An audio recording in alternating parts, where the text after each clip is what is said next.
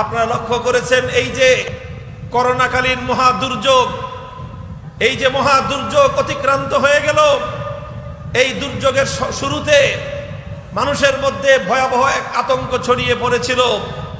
পৃথিবীর অনেক দেশে করোনা রোগে আক্রান্ত হয়ে যে সকল মানুষ মৃত্যুর কোলে ঢলে পড়েছেন, সেই নিহত মানুষগুলোর সঙ্গে মৃত্যুর পরে ন্যূনতম মানবিক আচরণের সুযোগ তাদের ছিল না। মানুষ মৃত্যুর পরেও সাধারণ কোনো মানবিক আচরণ জীবিতদের কাছ থেকে পায়নি।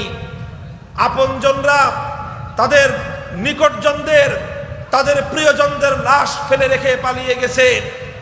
সেই ইউরোপিয়ান ওয়ার্ল্ডের কথা কি বলবো, চায়নার কথা কি বলবো, খোদ আমাদের বাংলাদেশেও এমন ঘটনা ঘটেছে।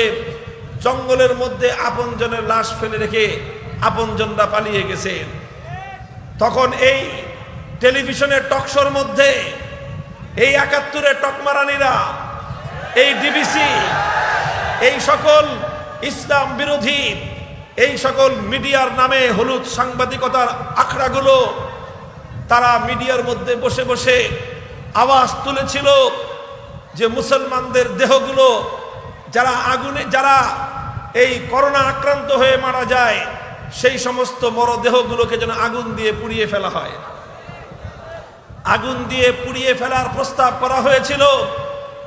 একটা মুসলমান তার অন্তিম সময়ে আপনজনদের মমতা নিয়ে, স্নেহ নিয়ে ৩.৫ হাত কাফনের কাপড় নিয়ে মাটির নিচে শায়িত হবে। জীবনের অন্তিম এই অধিকার থেকে মুসলিম নিহত ব্যক্তিদেরকে, করোনা আক্রান্ত মৃত ব্যক্তিদেরকে তাদের এই অন্তিম অধিকার থেকে পর্যন্ত বঞ্চিত করবার ষড়যন্ত্র দানা বেঁধে উঠছিল। যখন গোটা দেশের সকলেই আতঙ্কিত, এই করোনা আক্রান্ত নিহত রোগীদেরকে কেউ বলে আগুন দিয়ে পুড়িয়ে দাও, কেউ বলে নদীতে ভাসিয়ে দাও, কেউ বলে মাটির মধ্যে গর্ত করে পুঁতে ফেলো, এই ধরনের নানা রকমের অমানবিক কথাগুলো যখন চারিদিক থেকে ভেসে আসছিল, তখন বাংলাদেশের একটি সমাজ জীবন মৃত্যুর কোনো পরোয়া না করে, জীবনের কোনো পরোয়া না করে মানবতার ঝান্ডা হাতে নিয়ে তারা ময়দানে নেমেছিল।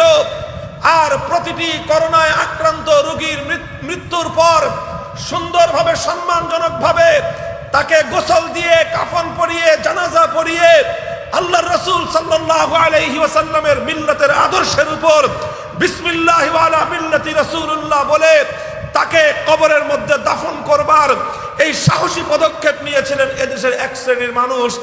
সে মানুষগুলো কারা? সে মানুষগুলো প্রশাসনের বড় বড় অফিসাররা নয়, সেই মানুষগুলো আইন শৃঙ্খলা রক্ষাকারী বাহিনীর বড় বড় কর্মকর্তারা নয়, সেই মানুষগুলোর পরিচয় তারা এদেশের আলেম সমাজ। হ্যাঁ, সাধারণ মানুষরা অনেকে অংশগ্রহণ করেছে, তবে কোন সব সাধারণ মানুষরা অংশগ্রহণ করেছে? অধিকাংশ ক্ষেত্রে তারাই অংশগ্রহণ করেছে যারা ওলামায়ে কেরামের ভক্ত এবং শিষ্য। প্রমাণ হয়ে গেছে এই করোনাকালীন সময়েও ওলামায়ে কেরাম জীবনের ঝুঁকি নিয়ে প্রমাণ করেছেন আলেম সমাজের কাছে নিজেদের জীবনের চেয়েও মানবতার মূল্য অনেক বেশি। আলেম সমাজ প্রমাণ করেছেন তাদের কাছে নিজের বুকের রক্তের চেয়েও জাতি এবং দেশের স্বার্থ অনেক বড় কথা। ওলামায়ে কেরাম প্রমাণ করেছেন নিজের বুকের তাজা খুন ঢেলে দিয়ে হলো মিল্লাত এবং ইসলামের স্বার্থ রক্ষা করবার জন্য তারা অতন্দ্র প্রহরী হিসেবে ভূমিকা পালন করছে।